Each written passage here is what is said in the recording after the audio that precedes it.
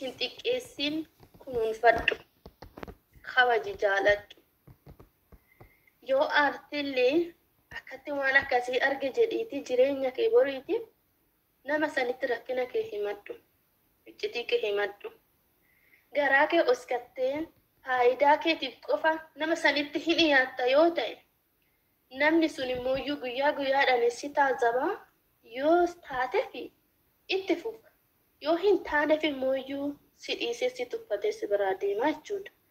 Lakki nama tokko immoo yaaduma gizeedhaaf itti fayyadama hoo jette nama miti waaqayyo sodaadhu rabbii uumaa si uume sodaadhuti nama sanirraa deebi'e. Eega namni sun siif hin taane eega jireenya kee boriitiif si madaalee maaf yeroo kee gubda yeroo kee hin gubin. Ati koo filannoo qabda. Filannoo meeqa qabda seete? Filannoo lama qabda. Addunyaa kanarraa nam tokko waliin jiraachuudhaaf filannoo lama qofa qabda. Jiruu keetis hin gubinii, gizee keetis hin gubinii yookaan nama tokko yoo jaalatte onnee kee keessaa onnee qulqulluudhaan itti yaaddu jaaladhu. Nama san immoo kunuunfadhu kabaji. Nama takkaan walitti dhiyeessine jechuudha. Nama jireenya kee boriitiif na dhaabbadha jettee karoorfatte san jechuudha. Namiinuu awwaadaddaruus hin qabdu, namiinuu xiqqeessuus hin qabdu. Maaliif namni suni haadha keetirraa, haadharraa, abbaarraa, obbolaadhaa waan hunda gatee jireenya isaa sitti dhiisee jira. Namni sun immoo sa'aatii jireenya isaa inni sitti dhiise sanitti irratti of hin tuulin, of hin akkaabbadiin, anatu jiran jedhin. Inni dhumaa geeffadhu isa dhumaa tana sitti himaa jechuudha. Inni dhumaa jechuudha. Nama tokko yoo jaalatte nama san waliin garaa kee qulqulluu soba tokko malee sobarraa fagaadhuti. Soba tokko malee qulqulluu onnee kee qulqulluu waan dhugaa jiru waan gootu hunda nama sanitti himi. Nama sanitti aartullee gadditullee nama sanitti himi. Nama san waliin jiraadha hoo jette jechuudha. Lakkii waliin jiraadhu hoo jette immoo nama san sirumaayyuu dhiise. Maal si godha? Eega nama san waliin hin jiraanne yookaan ammati waa lama dhabde akkanuma mukti bardaa fi raafamu san jechuudha. Yookaan jaalattee itti fufne yookaan dhiistee hin dhiisne. Waa lama nabin. Baay.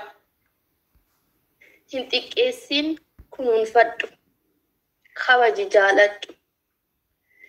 Yoo aartillee akkatti waan akkasii arge jedhiiti jireenya kee boriitiif nama sanitti rakkina kee himadhu. Iccitii kee himadhu. Garaa kee oskattee faayidaa keetiif qofa nama sanitti hin dhiyaatta yoo ta'e namni sun immoo guyyaa guyyaadhaan si taazaba yoo taate fi itti fufa yoo hin taaneef immoo si dhiisee si tuffatee si biraa deema jechuudha. Lakki nama tokko immoo yaaduma gizeedhaaf itti fayyadama hoo jette nama miti waaqayyo sodaadhu rabbii uumaa si uume sodaadhuti nama sanirraa deebi'e. Eega namni sun siif hin taane eega jireenya kee boriitiif si madaalee maaf yeroo kee gubda yeroo kee gubda. Ati koo filannoo qabda. Filannoo meeqa qabda seete? Filannoo lama qabda. Addunyaa kanarraa nam tokko waliin jiraachuudhaaf filannoo lama qofa qabda. Jiruu keetis hin gubinii, gizee keetis hin gubinii yookaan nama tokko yoo jaalatte onnee kee keessaa onnee qulqulluudhaan itti yaaddu jaaladhu. Nama san immoo kunuunfadhu kabaji. Nama takkaan walitti dhiyeessine jechuudha. Nama jireenya kee boriitiif na dhaabbadha jettee karoorfatte san jechuudha. Namiinuu awwaadaddaruus hin qabdu, namiinuu xiqqeessuus hin qabdu. Maaliif namni suni haadha keetirraa, haadharraa, abbaarraa, obbolaadhaa waan hunda gatee jireenya isaa sitti dhiisee jira. Namni sun immoo sa'aatii jireenya isaa inni sitti dhiise sanitti irratti of hin tuulin, of hin akkaabbadiin, anatu jiran jedhin. Inni dhumaa geeffadhu isa dhumaa tana sitti himaa jechuudha. Inni dhumaa jechuudha. Nama tokko yoo jaalatte nama san waliin garaa kee qulqulluu soba tokko malee sobarraa fagaadhuti. Soba tokko malee qulqulluu onnee kee qulqulluu waan dhugaa jiru waan gootu hunda nama sanitti himi. Nama sanitti aartullee gadditullee nama sanitti himi. Nama san waliin hin jiraadha hoo jette jechuudha. Lakkii waliin hin jiraadhu hoo jette immoo nama san sirumaayyuu dhiisi. Maal sii godha? Egaa nama san waliin hin jiraanne yookaan ammati waa lama dhabde akkanuma mukti bardaa fi raafamu san jechuudha.